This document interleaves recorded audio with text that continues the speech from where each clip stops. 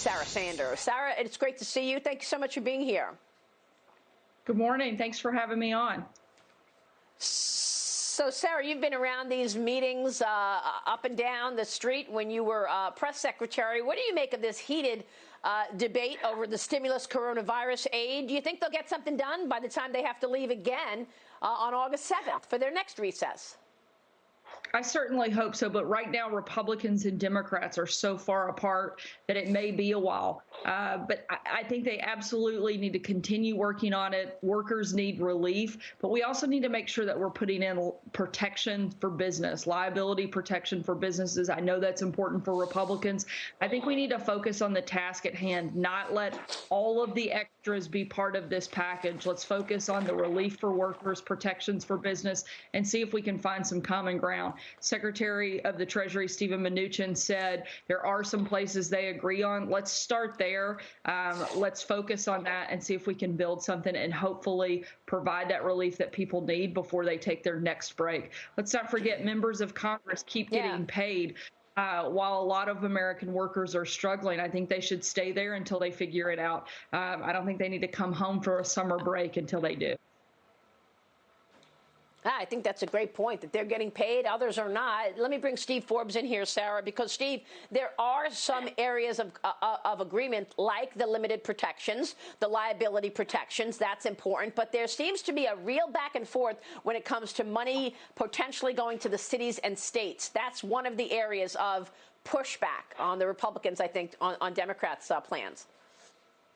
That's right, because states like New York want to bail out, or especially states like Illinois, for their bad spending practices in the past. Republicans are going to resist that, as you've already covered. These states haven't spent all the money that the feds have appropriated to them. But one of the big things in terms of stimulating this economy, it would be suspending the payroll tax. And I'm wondering if Sarah has any thoughts on whether the president could do that by executive order, just not collect the tax. It would be the best stimulus for the economy. Take that kind of offensive action, and that way the Pelosi and company may be in a better mood to make a deal instead of being left at the train station. Trump's doing something, they're doing nothing. Sarah, what do you think? You know, I think that would be a great thing if he has the ability to do that. I think the president has shown his willingness to take things on when Congress isn't able to get something passed. I think he has a great team around him that is always looking for ways he can do things through an executive order. If that's something he's allowed to do, they should certainly be looking at that. And I think the president needs to start preparing for the fact that Congress will fail to do their job, and he's going to have to look for ways to help give relief to American workers that doesn't have to go through Congress, at least in the meantime, until they can come to some common ground and figure it out. Well, the president's already said he's going to take on big tech if Congress doesn't do their job there. There was a heated back and forth on Capitol Hill yesterday. We've been talking about this all morning. The CEOs of Facebook, Amazon, Alphabet, and Apple testifying virtually yesterday and facing tough questions from a House Judiciary Subcommittee about antitrust, privacy, anti-conservative bias, which you've seen yourself, Sarah. Listen to this. Can you assure Americans today you won't tailor your features to help Joe Biden in the upcoming election? We won't do any work, to politically tilt anything one way or the other. It's against our core values. But you did it in 2016. In spite of the fact you did it in 2016, President Trump won. I just want to make sure you're not going to do it again in 2020. I'll just cut to the chase. Big tech's out to get conservatives. That's not a suspicion. That's not a hunch. That's a fact. The power these companies have to impact what happens during an election, what American citizens get to see prior to their voting, is pretty darn important.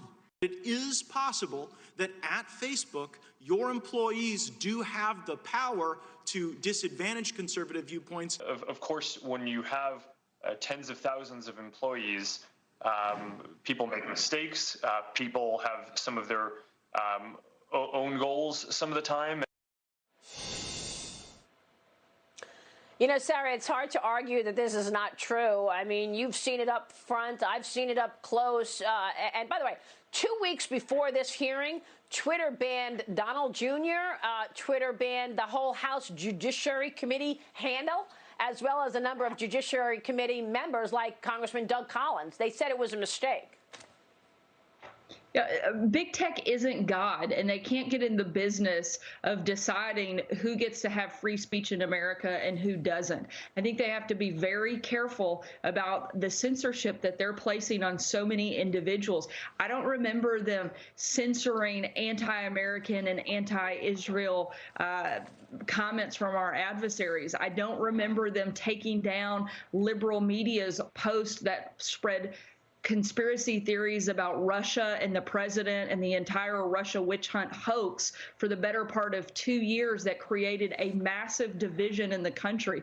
Where was all of the takedown of those conspiracies? None of that ever took place, but we lived through it. There is clearly a bias that's coming from big tech. I think they need to look at how they operate and how they reel that in and stop playing God and deciding who gets to have free speech and who doesn't, and allow Americans to make up their own minds. If people put junk out there, let other people decide whether or not they want to continue following those people or not. They shouldn't be in the game of doing that. Obviously, if it is a violent threat, that's something to be looked at, but people's opinions shouldn't be the decision for them to take down or not.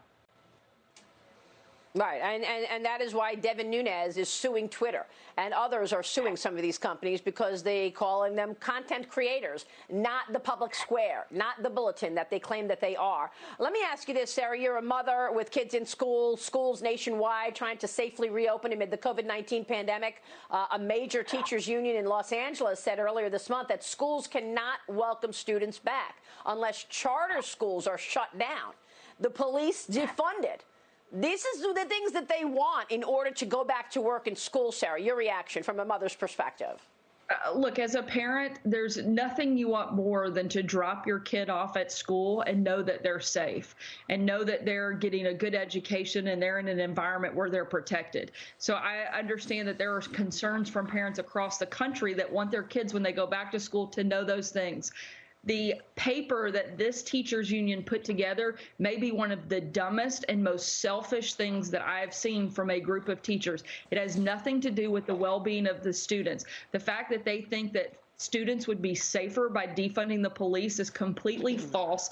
They said it was one of the leading causes of death is police brutality, which is just false. Where I'm from in Arkansas, if a student turned in a paper with that kind of ridiculous information in it, they wouldn't get a passing grade. This teachers union shouldn't either. And I think they need to take a real look at what their priorities are and put the focus back on making sure that kids are safe and that they're getting the education they need and they deserve, not focused on pushing their own special agendas. Yeah, absolutely. All right, Sarah, we'll be watching. Very important points that you make. Great to see you this morning. Always Thanks, great to be Sarah with you. Sanders, joining us there.